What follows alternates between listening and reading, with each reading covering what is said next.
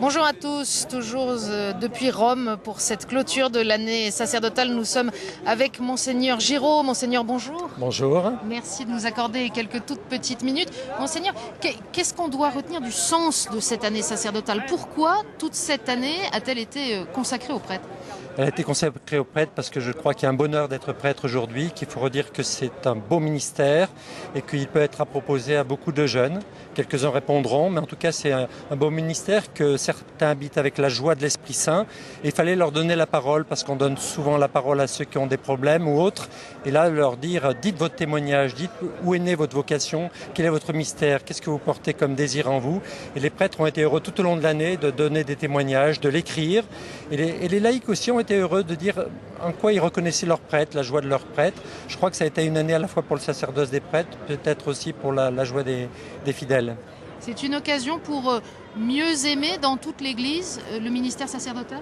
Oui, parce que je crois qu'il est aimable, parce que simplement il est aimé du Christ. Le Christ a aimé tous ses apôtres, y compris Judas, Pierre, celui qui l'a renié. Et il lui a toujours fait confiance, même quand il tombait. Et je crois que les prêtres ont besoin de réentendre une parole du Christ lui-même, parce qu'ils sont d'abord au service du Christ. Et le Concile l'a dit avec force. Les prêtres ne sont pas d'abord au service du monde ou de l'Église, même s'ils le sont bien sûr. Ils sont d'abord au service du Christ, qui est l'unique pasteur de son Église. Et donc, je crois que c'est important que les prêtres entendent que le Christ lui-même leur fait confiance et leur fera encore longtemps confiance. Ces 3 jours vécus en commun de prêtres qui vivent dans des situations de ministère très différentes les unes des autres, qui viennent de toutes les parties du monde, qu'est-ce que ça vous apporte? Ça apporte l'idée forcément d'une église qui a tous les visages, qui a toutes les couleurs, et qui permet de dire aussi ce message de l'évangile est vraiment universel. Ce que le Christ nous apporte est vraiment universel et pour tous.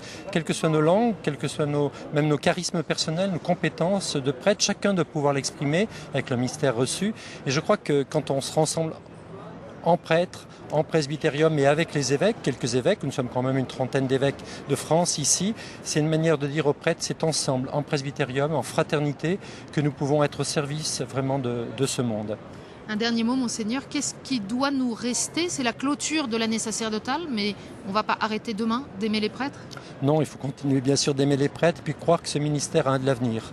Qu'il a un bel avenir encore devant lui parce que l'Église aura toujours besoin de cette tradition apostolique qui vient de ce collège des apôtres et qui se démultiplie à travers les évêques, les prêtres. Et c'est le Christ lui-même qui nous dit continuez, ayez confiance. Il y a l'apparence parfois d'une difficulté, mais c'est qu'une apparence. Et je suis encore plus présent à vous, y compris au moment même où vous pensez que je ne le suis pas. Monseigneur Giraud, merci beaucoup de nous avoir accordé quelques instants. Quant à nous, nous nous retrouvons dans quelques heures pour un prochain flash.